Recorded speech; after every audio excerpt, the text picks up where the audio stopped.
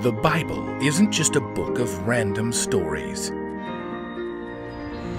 It's 66 different books that come together to tell one story. An incredible one about God's love for us. And now for an amazing story inspired by the book of Exodus. Chapter 32.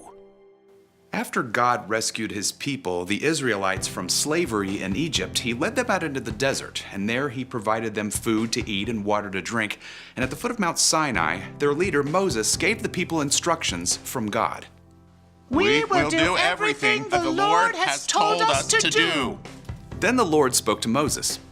Come up to me on the mountain. I will give you stone tablets with the law and commandments I have written to teach the people. Yes, Lord. Moses called for his helper Joshua and gathered together the other leaders of God's people. Wait for us here until we come back. If you have any problems, go to Aaron and Hur. Moses pointed out his brother and his friend. We've got this, Mo. Good. Now, anyone seen my hiking poles? So Moses and Joshua started the long, rugged climb up Mount Sinai. As they neared the summit, the glory of the Lord settled at the top of the mountain in a thick cloud. Wait here for me. Yes, sir. God called out to Moses, and Moses entered the cloud, and he stayed there for 40 days and nights, as God gave him laws that would keep the people safe and teach them how to live. Meanwhile, at the base of the mountain, the Israelites were growing restless. Does it look like fire up there? It totally looks like fire up there. I bet Moses crisped up like a marshmallow. Well, I just want him to come down so he can move on. I mean, this dry air is totally wrecking my skin. We need a new leader. Yeah, like a totally new god, too. The Israelites surrounded Aaron. We want a god we can see. Well, yeah. Moses got us out of Egypt, but he's probably toast now. It's true that things aren't looking so great up there. Not great. We're talking 40 days in an incinerator. Okay.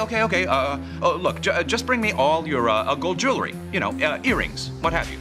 So the Israelites brought Aaron all of their gold, and he melted it down and shaped it into the form of a calf. Ew, shiny. Oh, hey everyone, this cow is the real deal. It's the God that led us out of Egypt. Oh, Aaron saw how excited all the people were, so he decided to run with it. Gotta keep them happy. Okay, folks, let's build an altar. Okay, we'll have a feast tomorrow and honor this God. I am totally down with that. Go cow! Go cow! Go cow! Go cow! On top of Mount Sinai, God spoke to Moses. Your people you brought up out of Egypt have turned away from what I commanded. They have made themselves a metal statue of a god and bowed down to it.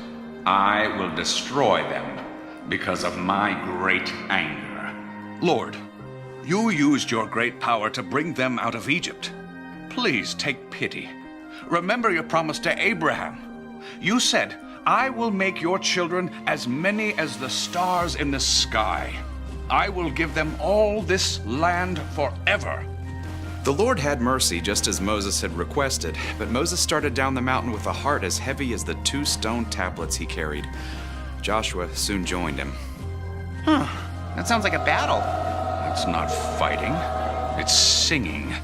As Moses and Joshua approached the camp, they could see wild dancing. The people were singing and bowing low before the image of a golden calf. Holy cow! This is utterly unacceptable. I am not in the mood for this. Moses was so angry, he hurled the stone tablets with God's laws to the ground at the foot of the mountain. Enough! If you had a beef with me, you should have waited until I came down.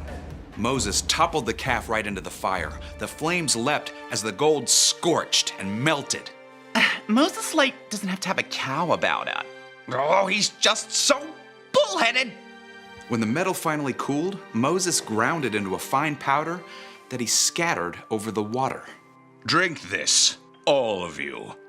As the people gagged down the metallic water, Moses hunted down his brother. Hey, Mo. What did these people do to you? How did they make you lead them into such terrible sin?